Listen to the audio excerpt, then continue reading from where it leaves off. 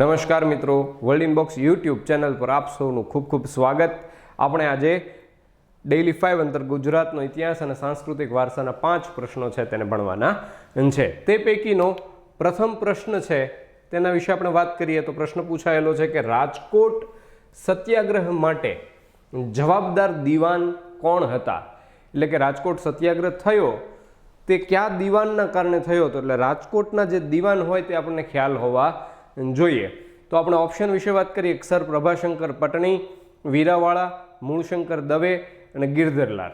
તો અહીં આપણો જવાબ થઈ જશે દિવાન વીરાવાળાના કારણે રાજકોટ સત્યાગ્રહ છે તે થયો હતો. યાદ કરી લઈએ કે સર પ્રભાશંકર પટણી છે તેઓ ભાવનગર રાજ્યના દિવાન હતા. મૂળશંકર દવે છે તેઓ ધ્રોળ રાજ્ય હતું, જે ધ્રોળમાં શાસન હતું તે ધ્રોળ રાજ્યના દિવાન હતા. અને ગિરધરલાલ છે તેઓ માણસા રાજ્યના દિવાન હતા. અને દિવાન વીરાવાળા છે તે કોના દિવાન હતા? કે રાજકોટ ખાતે જે ધર્મેન્દ્રસિંહજીનું શાસન હતું તેમના દિવાન હતા વીરાવાળા. ધર્મેન્દ્રસિંહજી કોણ હતા? તો કે રાજકોટની પ્રજાના એટલે કે રાજકોટની રૈયતના હૃદયરાજ તરીકે ઓળખાતા સર લાખાજી રાજ છે તે સર લાખાજી રાજના રાજપુત્ર એટલે ધર્મેન્દ્રસિંહજી. સર લાખાજી રાજના નિધન પછી સર ધર્મેન્દ્રસિંહજી છે તેઓ શાસનમાં આવેલા અને આ ધર્મેન્દ્રસિંહજી છે તેમના દિવાન હતા દિવાન વીરાવાળા. આ દિવાન વીરાવાળાનું છે તે આપખુદ શાસન મનાતું હતું. વિલાસી અને વૈભવી જીવનના કારણે રાજકોટ રાજ્યની તિજોરી છે તેના પર અસર થઈ હતી. એટલે દિવાન વીરાવાળાએ શાસક હતા ધર્મેન્દ્રસિંહજી, પણ તેમના દિવાનને નિર્ણય કરવાના હોય તો તે દિવાન વીરાવાળાએ અનેક પ્રકારના કરવેરા છે તે પ્રજા ઉપર લાદ્યા હતા. તે કરવેરા ત્યાં સુધી લાદ્યા હતા કે દિવાસળી હોય તે દિવાસળી ઉપર પણ કરવેરો નાખવામાં આવ્યો હતો. બીજી અનેક ઘટનાઓ બની હતી જેની સામે પ્રજા છે તેમણે વિરોધ નોંધાવ્યો હતો. એટલે આપણે એમ કહી શકીએ કે ભાઈ દિવાન વીરાવાળા છે તેનું આપખુદ શાસન હતું. તેની સામે 1937ની અંદર બેચરવાલા વાઢેર છે તેમણે તહોમતનામું પોકાર્યું. એ શરૂ થયું, પ્રજાની અંદર રોષ હતો. શા માટે રોષ હતો? એક તો ઇજારાશાહી છે તે બંધ કરવામાં આવે તેવી વાત માગણી મૂકવામાં આવી હતી રાજકોટ રાજ્ય સામે. બીજી એક વાત હતી કે કાર્નિવલ નામની કંપની હતી તે રાજકોટની અંદર જુગાર રમાડતી હતી, તે જુગાર છે તે બંધ કરાવવામાં આવે. અને આ જ બધી બાબતો સાથે મહેસૂલ છે તેમાં 15% જેટલો ઘટાડો કરવામાં આવે તેવી માગ મૂકવામાં આવી હતી. પરંતુ રાજકોટ રાજ્ય છે તેમણે તેને ધ્યાને લીધી નહીં, જે માટે રાજકોટ સત્યાગ્રહની શરૂઆત થઈ. શરૂઆતના તબક્કાની અંદર ઉછંગરાય ઢેબર, જેઓને આપણે સૌરાષ્ટ્ર રાજ્યના પ્રથમ મુખ્યમંત્રી તરીકે પણ ઓળખીએ છીએ, કારણ કે ગુજરાત રાજ્ય અસ્તિત્વમાં આવ્યું તે પહેલાં 1948ની અંદર સૌરાષ્ટ્ર રાજ્ય અસ્તિત્વમાં હતું. અને તે સૌરાષ્ટ્ર રાજ્યના પ્રથમ મુખ્યમંત્રી એટલે ઉછંગરાય ઢેબર. અને ઉછંગરાય ઢેબરનો જન્મ તમને યાદ કરાવું તો જામનગર પાસે એક નાનકડું એવું ગામ છે ગંગાજળા ગામ. તે ગંગાજળા ગામની અંદર ઉછંગરાય ઢેબરનો જન્મ થયો. આ ઉછંગરાય ઢેબર છે તેમને આ રાજકોટ સત્યાગ્રહની અંદર મોટી ભૂમિકા ભજવી હતી અને તેનાથી જ તે આમ રાજકોટ સત્યાગ્રહ છે તે શરૂ થાય છે એમ કહી શકીએ. રાજકોટ સત્યાગ્રહ આમ તો ખરેખર 3 તબક્કામાં થયો અને 3 તબક્કાઓની અંદર નેતાઓ છે તેનું વિભાજન થાય છે. તો પ્રથમ તબક્કામાં આપણે ખાસ યાદ કરી લેવાનું રહેશે કે ઉછંગરાય ઢેબર છે તેમણે મહત્વની ભૂમિકા ભજવી હતી. હવે શું થયું તેની વાત કરીએ કે ભાઈ રાજકોટ રાજ્ય સામે થોડી માગણીઓ મૂકવામાં આવી કે ભાઈ ઇજારાશાહી બંધ કરો, આ જુગાર રમાડવાની જે આ કંપની કાર્નિવલ છે તે કામ આ બધું કાર્ય કરે તેને બંધ કરાવો, 15% જેટલું મહેસૂલ છે તેને ઘટાડો. પરંતુ આ માગણીઓ છે તેનો સ્વીકાર ન થતાં પ્રજા છે તેમણે જાહેર સભાઓ યોજવાનું શરૂ કર્યું. તેમના ઉપર પણ થોડું દમનનું કાર્ય થયું. રાજકોટની અંદર જે ચોક પાસે ચબૂતરો આવેલો છે તે ચોક, રાજકોટના ચોક ચબૂતરા પાસે એક પોલીસ થાણું મૂકવામાં આવ્યું હતું, જેમણે અનેક લોકોની ધરપકડ કરી. એટલે આ રાજકોટ સત્યાગ્રહ છે તેને ચબૂતરા સત્યાગ્રહ તરીકે પણ ઓળખવામાં આવે છે. હવે માગણી મુકાય પણ ધ્યાને લેવાય નહીં. એટલે ગાંધીજીને થયું કે ભાઈ કોઈ એવા વ્યક્તિને મોકલવામાં આવે કે જેનું સમાધાન કરાવી શકે ખરા. એટલે સરદાર વલ્લભભાઈ પટેલ છે તેમને મોકલવામાં આવ્યા અને સરદાર વલ્લભભાઈ પટેલે તપાસ કરીને કીધું કે ભાઈ ઇજારાશાહી છે તે રાજકોટ રાજ્યએ બંધ કરી દેવી જોઈએ અને 15% જેટલું મહેસૂલ પણ ઘટાડી દેવું જોઈએ. સરદાર પટેલે માગણી કરીને એટલે દિવાન વીરાવાળાએ શું કર્યું કે તેણે ખરાબ તબિયતનું બહાનું કાઢી અને રાજકોટ રાજ્યના દીવાન પદેથી રાજીનામું આપી દીધું. હવે દીવાન વીરાવાળાએ રાજીનામું આપી દીધું હોય તો રાજકોટ રાજ્યના ધર્મેન્દ્રસિંહજીના દીવાન કોણ બન્યા? તો કે એક વૃદ્ધ અંગ્રેજ હતા પેટ્રિક કેડલ. એ પેટ્રિક કેડલને રાજકોટનું દીવાન પદ સોંપવામાં આવ્યું. હવે આખા મુદ્દામાંથી નિષ્કર્ષ એવો કાઢવામાં આવ્યો કે ભાઈ સરદાર પટેલે થોડા નામ સૂચવ્યા કે જે આ નામ સૂચવું છું તેની એક કાઉન્સિલ બનાવવામાં આવે તે સભ્યોની, અને આ કાઉન્સિલ છે તેને રાજ્યનો વહીવટ છે તે સોંપી દેવો. એટલે સમાધાન થયું પેટ્રિક કેડલ સાથે. હવે દીવાન પદેથી વીરાવાળાએ તો રાજીનામું આપી દીધું, પણ તેમ છતાં રાજકોટ રાજ્યના સલાહકાર પદે તે ચાલુ રહ્યા હતા. અને પેટ્રિક કેડલે છે તેની માંગ સરદાર વલ્લભભાઈ પટેલની સ્વીકારી લીધી કે ભાઈ હા, તમે જે નામ સૂચવો એ સભ્યોને અમે કાઉન્સિલ બનાવી દઈશું, તેને અમે રાજ્યનો વહીવટ છે તે સોંપી દઈશું. આ વાત બની, પણ તેમ છતાંય કાઠિયાવાડ પોલિટિકલ એજન્ટ હતા ગિબ્સન અને આ દીવાન વીરાવાળા, આ બંનેની મિલીભગતના કારણે જે કાઉન્સિલ બનાવવામાં આવી હતી એમાં જે સરદાર પટેલે જે સભ્યોના નામ સૂચવ્યા હતા તેમાં ફેરફાર કરી દેવામાં આવ્યો. હવે ફેરફાર થઈ ગયો એટલા માટે એમ કહી શકાય કે ફરી વખત રાજકોટ સત્યાગ્રહ છે તેની 1938ની અંદર આમ વ્યવસ્થિત રીતે શરૂઆત થઈ એમ કહી શકાય. પ્રથમ તબક્કામાં ઉછંગરાય ઢેબર, બીજા તબક્કાની અંદર આપણે વાત કરી કે સરદાર વલ્લભભાઈ પટેલ.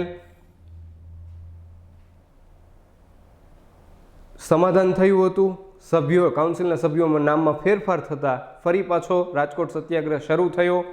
ગાંધીજીને પણ એમ થયું કે લાવને હું પણ થોડા લોકોને મોકલું ને વાસ્તવિક તપાસ છે તે કરું. એટલા માટે ગાંધીજીએ મણિબેન પટેલ, કસ્તુરબા ગાંધી અને મૃદુલા સારાભાઈ, આ 3 મહિલાઓ છે. યાદ રાખજો, પ્રશ્ન પૂછાય છે કે રાજકોટ સત્યાગ્રહ સમયે બીજા તબક્કાના કે કઈ મહિલાઓએ રાજકોટ સત્યાગ્રહ સમયે તપાસનું કાર્ય કર્યું હતું. કસ્તુરબા ગાંધી, મણિબેન પટેલ અને મૃદુલા સારાભાઈ, આ 3 મહિલાઓને ગાંધીજીએ રાજકોટ મોકલ્યા. તે સમયે પણ દીવાન વીરાવાળા છે તેમની આ નીતિઓનું આપખુદ શાસન છે. હવે સલાહકાર પદે હતા, પણ તેમ છતાંય તેમની આ પરિસ્થિતિ જે પણ શાસનની હતી તે શરૂ જ હતી. તો બીજા તબક્કાની અંદર નેતા તરીકે આપણે કોને ગણી શકીએ? સરદાર વલ્લભભાઈ પટેલ, કસ્તુરબા ગાંધી, મણિબેન પટેલ અને મૃદુલા સારાભાઈ. તો આ વાત આગળ ચાલી. હવે તેમાં પાછું થોડું પરિવર્તન આવે છે. કઈ રીતે આ રાજકોટ સત્યાગ્રહમાં પરિવર્તન થયું કે ભાઈ ગાંધીજીને જેમ થયું કે ભાઈ લાવને હું જ હવે રાજકોટ જઈ આવું અને આ કાઉન્સિલની જે મતભેદ થયો છે તેમાં કંઈક નિવારણ આવે તો આપણે લાવી દઈએ. એટલે ગાંધીજી 27 ફેબ્રુઆરી 1939ના દિવસે રાજકોટ પહોંચ્યા અને કાઉન્સિલમાં જે મતભેદો હતા તેને દૂર કરવા માટેની વાટાઘાટો શરૂ થઈ, પણ તે વાટાઘાટો ઉકેલી શકાય નહીં.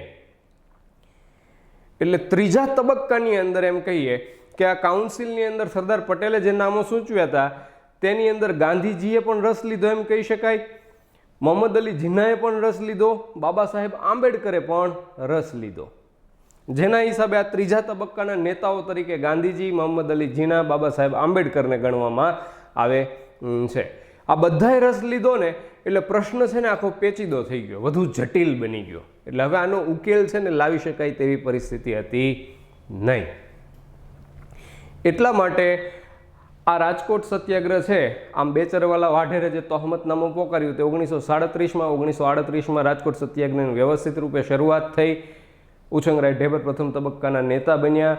તેવી જ રીતે ચાલતા ચાલતા 1939ની અંદર ગાંધીજીએ 27 ફેબ્રુઆરી 1939માં રાજકોટ ગયા. વાટાઘાટો નિષ્ફળ થઈ, તે માટે ગાંધીજીએ 3 માર્ચ 1939થી રાષ્ટ્રીય શાળાની અંદર રાજકોટ ખાતે આવેલી રાષ્ટ્રીય શાળામાં ઉપવાસ પણ શરૂ કર્યા. રાષ્ટ્રીય શાળાનું ઉદ્ઘાટન છે રાજકોટ ખાતે તે 1925માં થયું હતું. ત્યારે પણ મહેમાન તરીકે ગાંધીજીએ ત્યાં આગળ હાજરી આપી હતી.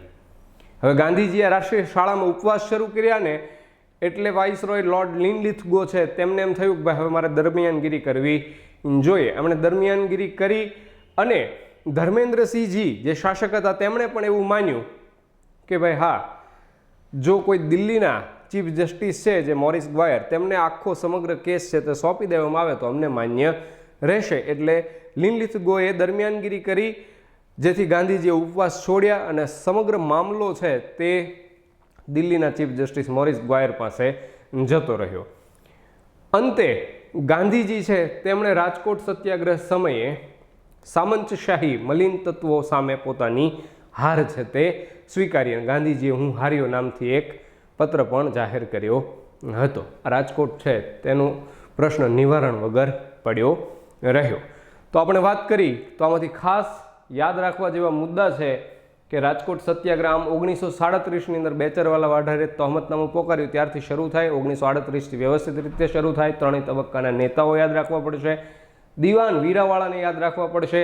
કોના દીવાન હતા? તો કે ધર્મેન્દ્રસિંહજીના દીવાન હતા. 1939ની અંદર 3 માર્ચથી ગાંધીજીએ ઉપવાસ છે તેનો સહારો લીધો હતો અને ગાંધીજીએ હું હાર્યો કે આ સામંતશાહી મલિન તત્વો સામે પોતાની હાર કબૂલી હતી રાજકોટ સત્યાગ્રહ માટે 1937, 39, 39ના સમયગાળા દરમિયાન થયો. તો અહીં આપણો જવાબ વીરાવાળા થશે. ત્યારબાદનો પ્રશ્ન જોઈએ.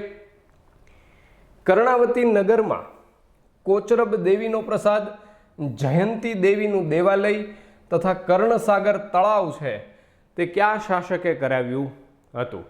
એક તો પહેલાં આપણને કર્ણાવતી નગર છે તેમના વિશે ખ્યાલ હોવો જોઈએ કે કર્ણાવતી નગર તરીકે જે હાલનું અમદાવાદ છે તે બાદશાહ અહમદ શાહ છે તે બાદશાહ અહમદ શાહે 26 ફેબ્રુઆરી 1411ના રોજ કર્ણાવતી નગરમાંથી અમદાવાદ છે તેને વસાવ્યું હતું.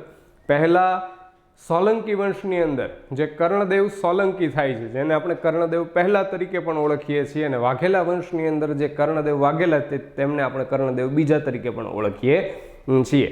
તો આ કર્ણદેવ સોલંકી છે તેમણે અમદાવાદના વિસ્તારની અંદર જે આશાભીલ સરદારનું શાસન હતું તેને હરાવી અને આ વિસ્તાર છે તેને જીતી લીધો હતો. એટલે હાલના અમદાવાદ વિસ્તાર ઉપર કર્ણદેવ સોલંકીએ સોલંકી વંશના કર્ણદેવ સોલંકીએ કર્ણાવતી નગર વસાવ્યું હતું અને ત્યાં આગળ કોચરબ દેવીનો પ્રસાદ, જયંતી દેવીનું દેવાલય તથા કર્ણસાગર તળાવ છે તે તેણે બંધાવ્યું હતું.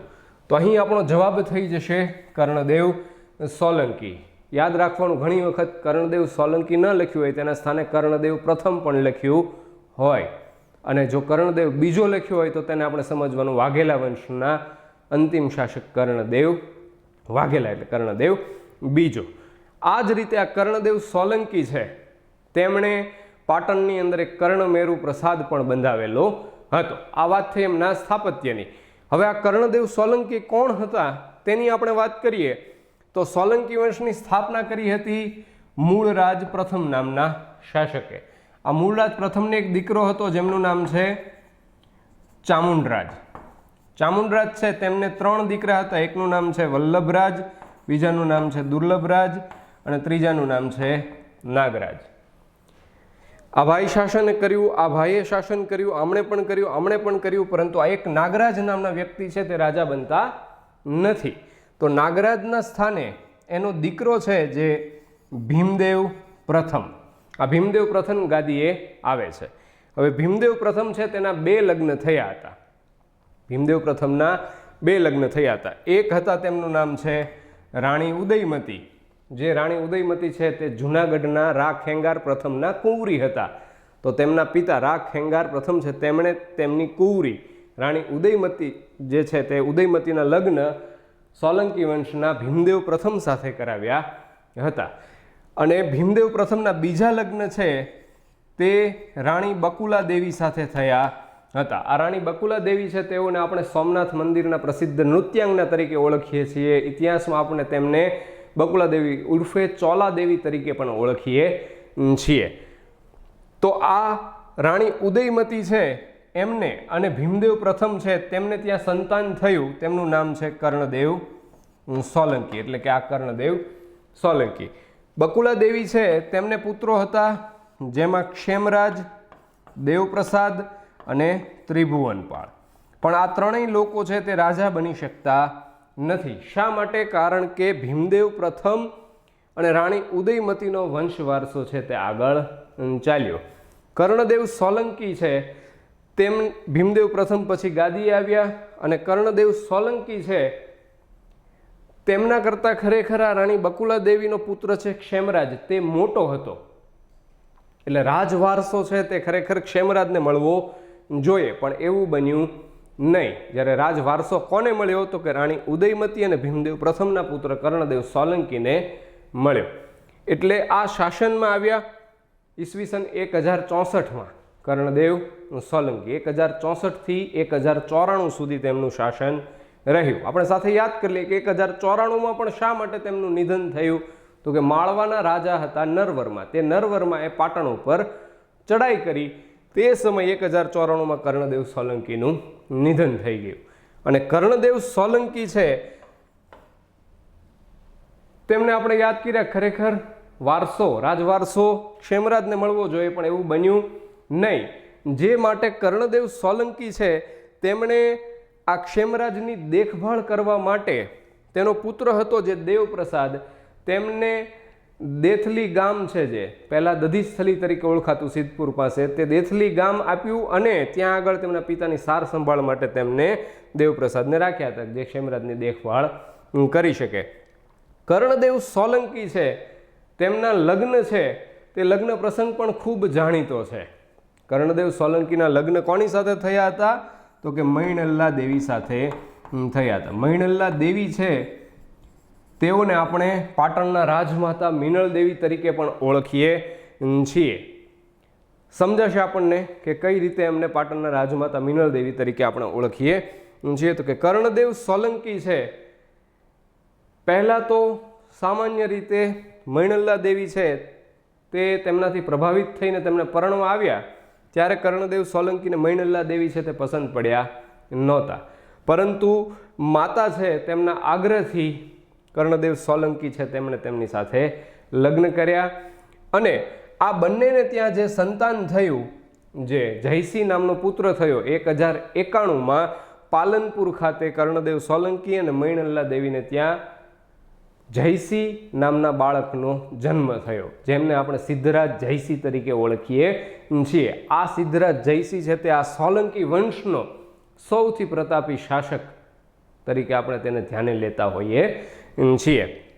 તો હવે એમના લગ્ન વિશે એક વાત કરીએ કે કાશ્મીરી કવિ છે બિલ્હણ, કાશ્મીરી કવિ બિલ્હણ છે તે દક્ષિણમાં જતા હતા અને તે સમયે થોડો સમય તેઓ ગુજરાતમાં રોકાયા હતા. તે સમયે તેમણે કર્ણદેવ સોલંકી અને મૈણલ્લા દેવી છે તેમની એક પ્રણય નાટિકા લખી હતી ને તે નાટિકાને આપણે કર્ણસુંદરી નામથી ઓળખીએ છીએ. આ કર્ણસુંદરી તરીકે આ નાટિકાની અંદર મૈણલ્લા દેવીને ધ્યાને લેવાયેલા છે.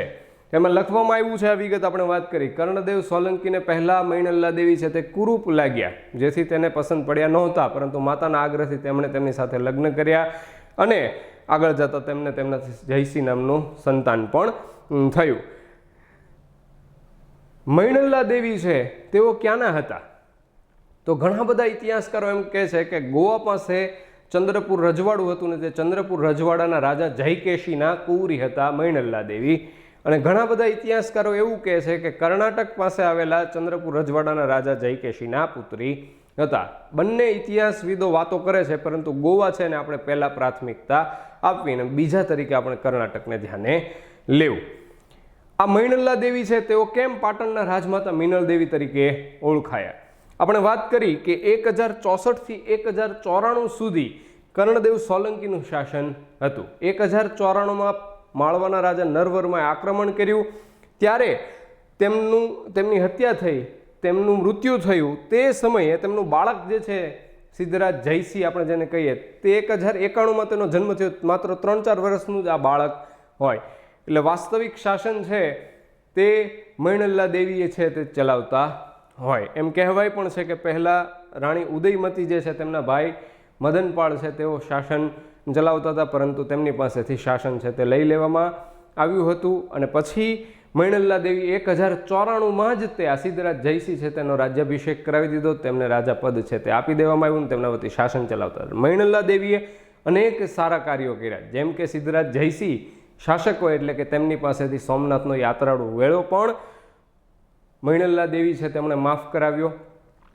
ધોળકા જે છે અમદાવાદ જિલ્લાની અંદર, તે ધોળકાની અંદર એક મલાવ તળાવ છે તેની પણ રચના મૈણલ્લા દેવીએ કરાવી આપી હતી.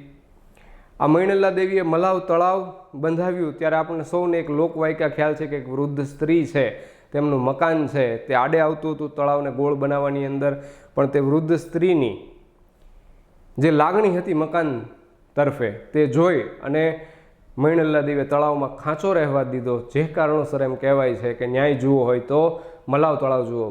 મૈણલ્લા દેવીએ ન્યાય કર્યો હતો. આથી ગુજરાતના લોકોએ ખુશ થઈ અને મૈણલ્લા દેવીને વાત કરી હતી કે આવા નામો છે તે સામાન્ય રીતે દક્ષિણ ભારતની અંદર ચલણમાં હોય, પણ અમે તમને એક નામ આપવા ઈચ્છીએ છીએ. અને મૈણલ્લા દેવીને ગુજરાતના લોકોએ પાટણના રાજમાતા મિનળ દેવી તરીકેનું બિરુદ આપ્યું અને તે નામ છે તે મૈણલ્લા દેવીએ સ્વીકાર્યું. ત્યારથી તેઓ પાટણના રાજમાતા મિનળ દેવી તરીકે પણ ઓળખાય છે. તો આ કર્ણદેવ સોલંકી છે, તેમણે જે હાલના અમદાવાદ ઉપર આશાભીલ સરદારનું શાસન હતું, આશાવલ્લી જે ગામ કહેવાય છે, તેમના ઉપર ચડાઈ કરી આશાભીલ સરદારને હરાવી અને તે વિસ્તારને જીતી લઈ અને તેને કર્ણાવતી નગર નામ આપ્યું. અમદાવાદનું જૂનું નામ પણ કર્ણાવતી નગર છે. હાલમાં પણ તેનું નામ છે એ ફેરવીને કર્ણાવતી નગર કરી દેવામાં આવે તેવી માંગ પણ થઈ રહી છે. ત્યાં આગળ કર્ણદેવ સોલંકીએ કોચરબ દેવીનો પ્રસાદ, જયંતી દેવીનું દેવાલય અને કર્ણસાગર તળાવ છે તે બંધાવ્યું હતું. ત્યારબાદનો આપણે પ્રશ્ન જોઈએ. સતયુગમાં સોમનાથ મંદિર કયા નામથી જાણીતું હતું? સતયુગ, ત્રેતાયુગ, દ્વાપરયુગ અને કળયુગ. કેમ આવશે? સતયુગ, ત્રેતાયુગ, દ્વાપરયુગ અને કળયુગ. તો આપણને સતયુગ છે તેનું નામ પૂછવામાં આવેલું છે. તો સતયુગમાં સોમનાથ મંદિર છે તે ભૈરવેશ્વર તરીકે ઓળખાતું હતું. ત્રેતાયુગની અંદર સોમનાથ મંદિર છે તે શ્રાવણીકેશ્વર તરીકે ઓળખાતું હતું. અને દ્વાપર યુગ છે તેમાં સોમનાથ મંદિર શ્રીગલેશ્વર તરીકે ઓળખાતું હતું. પરંતુ અહીં આપણને સતયુગ પૂછ્યું છે એટલે આપણો જવાબ થઈ જશે ભૈરવેશ્વર. હમણાં થોડી જ વારમાં હું તમને આ સોમનાથ મંદિર છે તેની સાબિતી પણ આપું છું. હું નથી કહેતો, પરંતુ સોમનાથ ટ્રસ્ટ છે તે સોમનાથ મંદિરની વેબસાઇટ છે તેમના ઉપર જ થોડી વાતો લખેલી છે, કારણ કે આ મુદ્દાની અંદર ઘણી બધી વખત ઘણા બધા લોચો કરતા હોય છે. સોમનાથ મંદિર છે તે સતયુગમાં બંધાયું હશે. અને કોણે બંધાવ્યું? તો કે સોમચંદ્ર કે સોમેશ્વર, એટલે કે જે મૂન ગોડ છે, ચંદ્ર ભગવાન છે, તેમણે આ સોમનાથ મંદિર બંધાવ્યું હતું. શા માટે એમને શું જરૂર પડી ગઈ આ સોમનાથ મંદિર બાંધવાની? તો કે ભગવાન ચંદ્ર છે તેમની સાથે તેમના લગ્ન છે તે રાજા દક્ષની 27 કન્યાઓ સાથે થયા હતા, જેમને આપણે નક્ષત્ર તરીકે ઓળખીએ છીએ. ચંદ્ર ભગવાનના લગ્ન છે તે આ 27 કન્યાઓ સાથે, રાજા દક્ષની પુત્રીઓ સાથે થયા હતા. તેમાંથી ચંદ્ર ભગવાન એક કન્યા છે રોહિણી, તેમને વધુ પ્રેમ કરતા હતા, બાકીના 26ને અન્યાય થતો હતો. જે માટે આ 26 કન્યાઓએ તેના પિતા છે દક્ષને ફરિયાદ કરી કે ભાઈ અમારી સાથે આવું બને છે, ન્યાયોચિત વ્યવહાર થતો નથી. જે માટે રાજા દક્ષ છે તેમણે ચંદ્ર ભગવાનને સમજાવ્યા.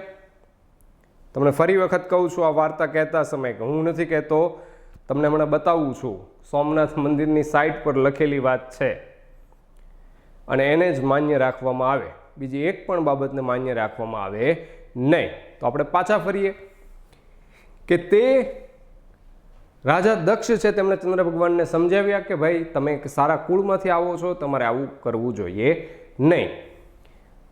ફરી વખત રાજા દક્ષ છે તેમને 26 પુત્રીઓની ફરિયાદો મળી કે ભાઈ એક રોહિણીને જ તેઓ પ્રેમ કરે છે, અમને પ્રેમ કરતા નથી, અમારી સાથે ન્યાયોચિત વ્યવહાર થતો નથી. ત્યારે રાજા દક્ષને ફરિયાદ મળી, તેમણે બીજી વખત ચંદ્ર ભગવાનને સમજાવ્યા અને અંતે એમ કહેવાય છે કે રાજા દક્ષ છે તેમણે ચંદ્ર ભગવાનને શાપ આપ્યો કે ભાઈ તમારો ક્ષય થાવ.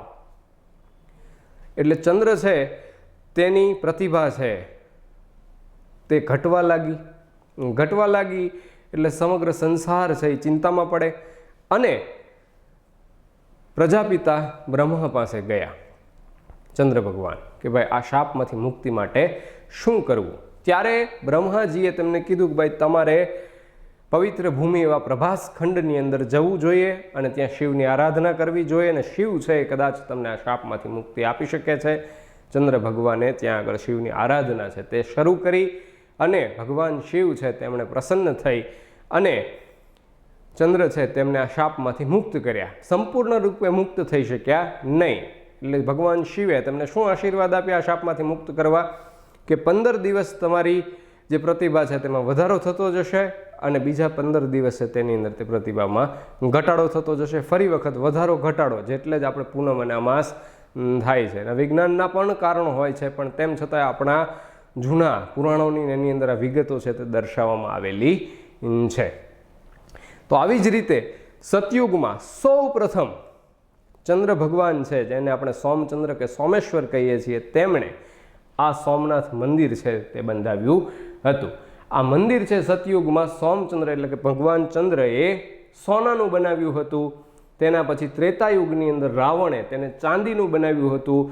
દ્વાપર યુગની અંદર કૃષ્ણ ભગવાન છે તેમણે સુખડના લાકડાનું મંદિર બનાવ્યું હતું. અને કળિયુગની અંદર 1026માં જ્યારે મોહમ્મદ ગઝનીનું 7 જાન્યુઆરી 1026ના રોજ મોહમ્મદ ગઝની સોમનાથ મંદિર લૂંટે છે, ત્યારે 1027માં શાસન હોય છે 1022થી 1064 દરમિયાન આપણા ગુજરાતમાં સોલંકી વંશના ભીમદેવ પ્રથમનું. એટલે ભીમદેવ પ્રથમના સમયમાં 1026ની અંદર જે સોમનાથ મંદિર લૂંટાણું, એટલે 1027માં કળિયુગની અંદર ફરી વખત પથ્થરનું મંદિર છે તે બંધાવી દીધું ભીમદેવ પ્રથમે. તો શું થયું? સતયુગમાં સોનાનું સોમચંદ્રએ, ત્રેતાયુગમાં રાવણે ચાંદીનું, દ્વાપર યુગની અંદર કૃષ્ણએ સુખડના લાકડાનું અને કળિયુગની અંદર ઈસવીસન 1027માં ભીમદેવ પ્રથમે પથ્થરનું મંદિર છે તે બંધાવી દીધું હતું. સાથે નામ પણ યાદ રાખવાના કે સતયુગમાં સોમચંદ્રએ બંધાવ્યું ત્યારે ભૈરવેશ્વર, ત્રેતાયુગમાં રાવણે બંધાવ્યું ચાંદીનું ત્યારે શ્રાવણિકેશ્વર,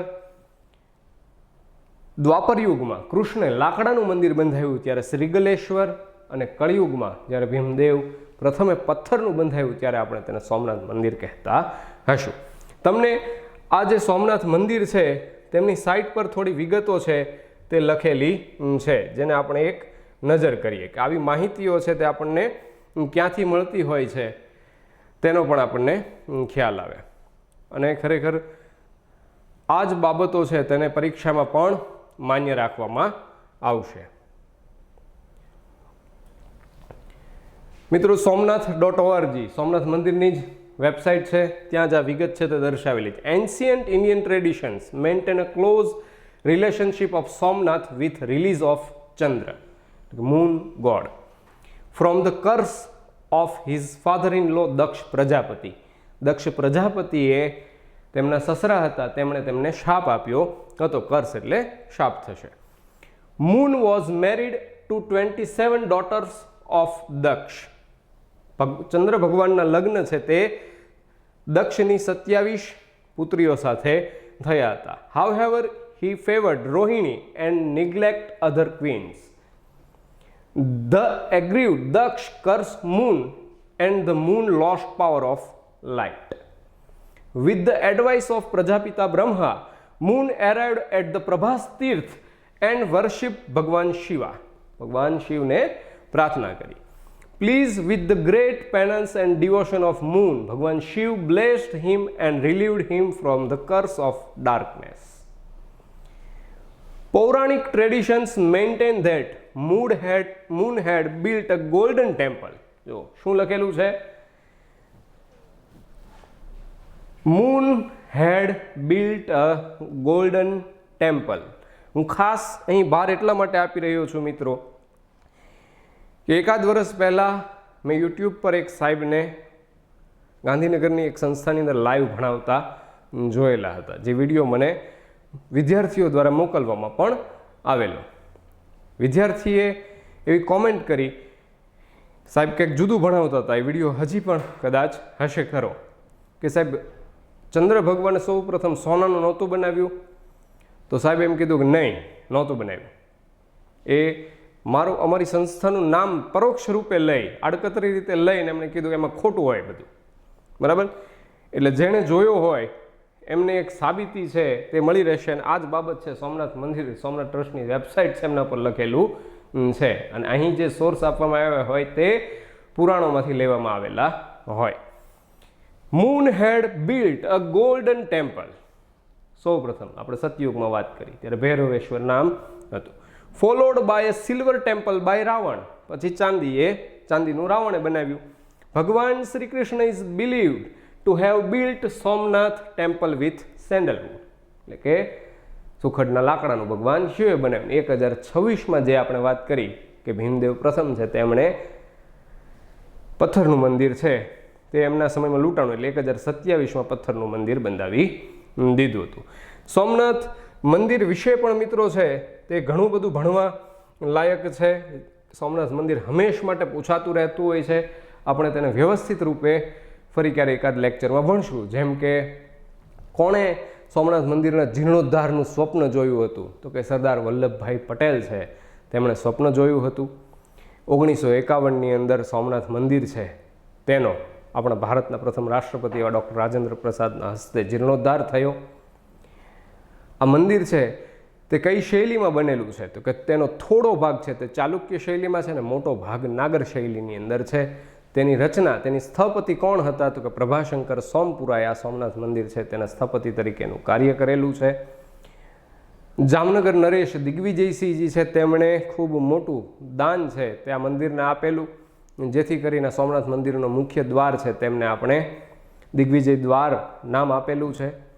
1951માં મંદિરનો જીર્ણોદ્ધાર થયો. તેની સાથે 1995ની અંદર આપણા રાષ્ટ્રપતિ શંકર દયાળ શર્મા છે તેમણે સોમનાથ મંદિરને આપણા રાષ્ટ્રને, દેશને સમર્પિત કર્યું. 2001ની અંદર તત્કાલીન વડાપ્રધાન છે અટલ બિહારી વાજપેયી, તેમણે સુવર્ણ જયંતિ મહોત્સવની પણ શરૂઆત કરાવી હતી. મંદિરના પટાંગણની અંદર હમીરજી ગોહિલ, વેગડા ભીલ વગેરેની દેરીઓ પણ આવેલી છે. આ બધાની અનેક લોકવાયકાઓ છે, ઘણી બધી વાતો છે. ફરી ક્યારે આપણે તે દરેક બાબતો ઉપર ચર્ચા કરશું. ત્યારબાદનો પ્રશ્ન આપણે જોઈએ કે વણોદમાં ગણવેશ સત્યાગ્રહ નીચેનામાંથી કયા વ્યક્તિના કારણે થયો હતો? વણોદનો જે ગણવેશ સત્યાગ્રહ થયો તે કયા વ્યક્તિના કારણે થયો હતો? પહેલાં આપણે જવાબ મેળવીએ તો પહેલાં યાદ કરી જુઓ તમે લોકો કે ફૂલચંદ શાહ, લાલજીભાઈ, વીરચંદ શાહ કે ઉછંગરાય ઢેબર. તો આપણો જવાબ થશે વીરચંદ શાહ. આ વણોદ પહેલાં ક્યાં આવેલું ને આપણને ખ્યાલ હોવો જોઈએ. સુરેન્દ્રનગર જિલ્લામાં દસાડા છે તે દસાડાથી થોડે જ દૂર વણોદ આવેલું છે. અને એક માન્યતા એવી પણ છે કે આ ગામની સ્થાપના છે, આ ગામ વસાવ્યું હશે વનરાજ ચાવડાએ, જેણે ચાવડા વંશની સ્થાપના કરી તેણે. પરંતુ આપણે વાત કરીએ છીએ 1930-31ની. આ સમયગાળાની અંદર આ સુરેન્દ્રનગર જિલ્લામાં દસાડા પાસે જે વણોદ આવેલું છે ત્યાં આગળ એક નાનકડું મુસ્લિમ રજવાડું હતું. આ શાસક છે તેમણે આ વીરચંદભાઈ શાહ સાથે થોડો વાંધો રાખ્યો. શા માટે? કારણ કે 1930માં જે મીઠાના સત્યાગ્રહ અંતર્ગત જે ધોલેરા સત્યાગ્રહ થયો, આ ધોલેરા સત્યાગ્રહમાં ભાગ લીધો હતો વીરચંદભાઈ શાહે. તે ધોલેરા સત્યાગ્રહમાં ભાગ લેવા બદલ વીરચંદભાઈએ જેલ પણ ભોગવી લીધી હતી. પણ તેમ છતાંય તે આ વણોદના શાસકે તેમની સાથે વાંધો રાખીને કીધું કે ભાઈ તમે આ ધોલેરા સત્યાગ્રહમાં ભાગ લીધો છે એટલે તમારે હવે વણોદમાં પ્રવેશ કરવાનો નથી. એટલે વીરચંદભાઈ શાહ છે ને તેમણે બ્રિટિશ એજન્સીને ફરિયાદ કરી કે ભાઈ આવું તો કેમ ચાલે, મેં જેલવાસ ભોગવી લીધો છે. એટલે બ્રિટિશ એજન્સીએ, અંગ્રેજોએ તે વણોદના શાસક ઉપર દબાણ કર્યું, એટલે તેમણે આ પ્રતિબંધ છે તે શાસકે પાછો લેવો પડ્યો. પાછો લેવો પડ્યો ને એ એમને અપમાન જેવું લાગ્યું હતું સામાન્ય શાસકને. એટલે પછી જ્યારે 1931ની અંદર આ વીરચંદભાઈ શાહ છે તે વણોદ જતા હતા ત્યારે રાજવી છે તે તેમને સામા મળ્યા વણોદના. ત્યારે વીરચંદભાઈ છે તેમણે વાદળી ચડ્ડી અને સફેદ પહેરણ છે તેનો એક પહેરવેશ પહેરેલો હતો. આ પહેરવેશ પહેરેલો હતો પરંતુ માથે કાંઈ એમની પાસે ઢાંકવા જેવું, માથું ઢાંકવા માટે કાંઈ હતું નહીં. એટલે ઓલા રાજવીએ એમ કીધું કે ભાઈ તમે માથે કેમ કાંઈ ઢાંક્યું નથી? પહેલાં રાજવીઓએ જો માથા ઉપર કાંઈ મૂકેલું ન હોય ને તો અપમાન લાગતું રાજવીને. એટલે એ રાજવીએ તમારે મારું અપમાન કરવું છે એમ કરી અને એમને જેલમાં પૂર્યા. વીરચંદભાઈ શાહે વાત પણ કરી કે ભાઈ મારો કોઈ એવો ઈરાદો હતો નહીં, મારે તમારા ગામ જવાનું છે. પણ તેમ છતાં એ થોડા સમય પછી એને છોડવામાં આવ્યા. પણ વીરચંદભાઈ શાહ છે તેમની જેલમાં પૂરવામાં આવ્યા છે. આ વાત સાંભળી અને પ્રજા છે તેમને વિરોધ શરૂ કર્યો અને રાણપુરથી વજુભાઈ શાહની આગેવાની અંદર 11-12 સત્યાગ્રહીઓ છે તે વાદળી રંગની ચડ્ડી અને સફેદ પહેરણ પહેરીને વણોદ પણ ગયા. વણોદ પહોંચ્યા આ સત્યાગ્રહીઓ વજુભાઈ શાહની આગેવાનીની અંદર. ત્યારે નવાબે બોલાવ્યા કે ભાઈ તમે મળવા આવો, ત્યારે પણ એમાંથી કીધું કે ભાઈ અમે મળવા આવીએ પણ અમારામાંથી એક વ્યક્તિ એવો છે ને એ માથે ઢાંકવા કાંઈ છે નહીં, પછી તમને અપમાન જેવું લાગે તો શું થાય. તો આમ આ વડોદનો ગણવેશ સત્યાગ્રહ થયો અને તે આ વીરચંદભાઈ શાહ નામના સત્યાગ્રહીએ જેમણે ધોલેરામાં ભાગ લીધો હતો તેમની સાથે આ ઘટના બનવા પામી હતી. તો યાદ રાખવાનું પણ વડોદ ગણવેશ સત્યાગ્રહ છે તે વીરચંદભાઈ શાહના કારણે થયો હતો. ત્યારબાદનો આપણે પ્રશ્ન જોઈએ, નીચેનામાંથી યોગ્ય વિધાન પસંદ કરો. વિધાન પહેલું છે, ઘનશ્યામભાઈ ઓઝાના સમયમાં માધ્યમિક શિક્ષણ મફત જાહેર થયું. બીજું વિધાન છે, હિતેન્દ્રભાઈ દેસાઈના સમયમાં માધ્યમિક શિક્ષણ વિધેયક પસાર થયું અને માધ્યમિક શિક્ષણ બોર્ડની રચના થઈ. માત્ર પ્રથમ સાચું છે, માત્ર બીજું સાચું છે, બંને સાચા બંને ખોટા. તમને બધું આવડતું હોય તેમ છતાંય તમે બધું પાકું કરેલું જ હોય પણ તેમ છતાંય પ્રશ્નને ક્યારેક થોડુંક ફેરવી દેવામાં આવે ત્યારે ઘણી વખત આપણે વિચારમાં લાગી જતા હોઈએ છીએ. તો યાદ રાખવાનું છે કે આ બંને વિધાનો છે તે ખોટા છે, તેને આપણે સાચા પણ કરી દઈએ. ઘનશ્યામભાઈ ઓઝાના સમયમાં માધ્યમિક શિક્ષણ છે તે મફત જાહેર થયું નથી. તે માધ્યમિક શિક્ષણ છે તે મફત જાહેર થયું હિતેન્દ્રભાઈ દેસાઈના સમયમાં.